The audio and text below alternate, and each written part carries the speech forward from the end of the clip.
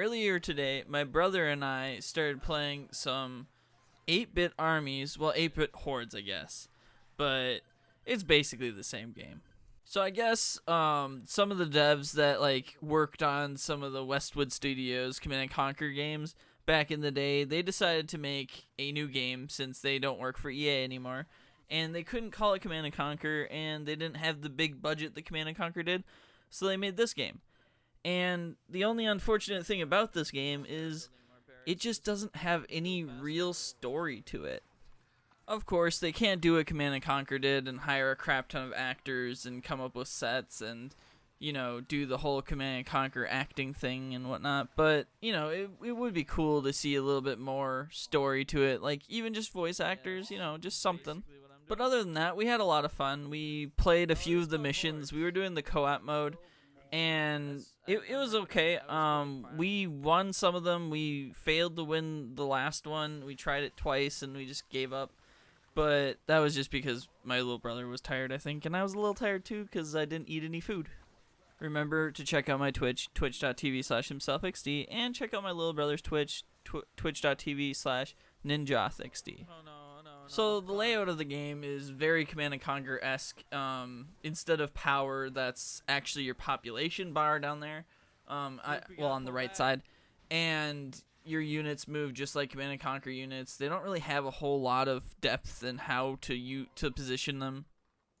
The unit diversity is a little weak. Could use a little bit different tech tree.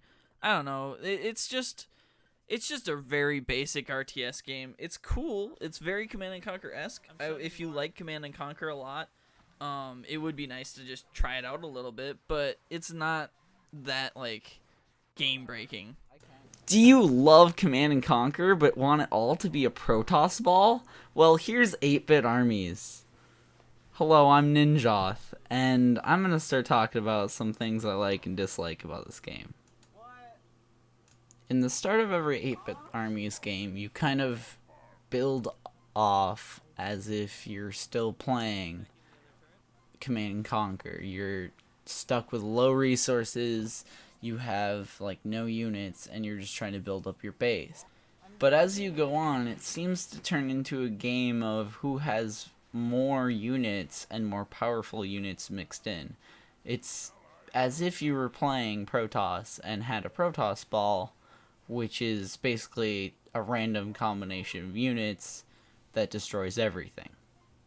It also feels like it's way too easy to go up the tech tree or just mass a bunch of small infantry units to destroy your enemy quickly.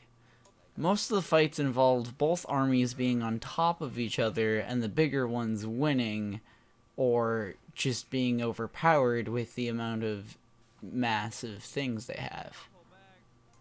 The lack of diversity in the game, let alone the missions itself, were restrictive, and it was hard for me to justify not using the arbalists or archers when I was playing.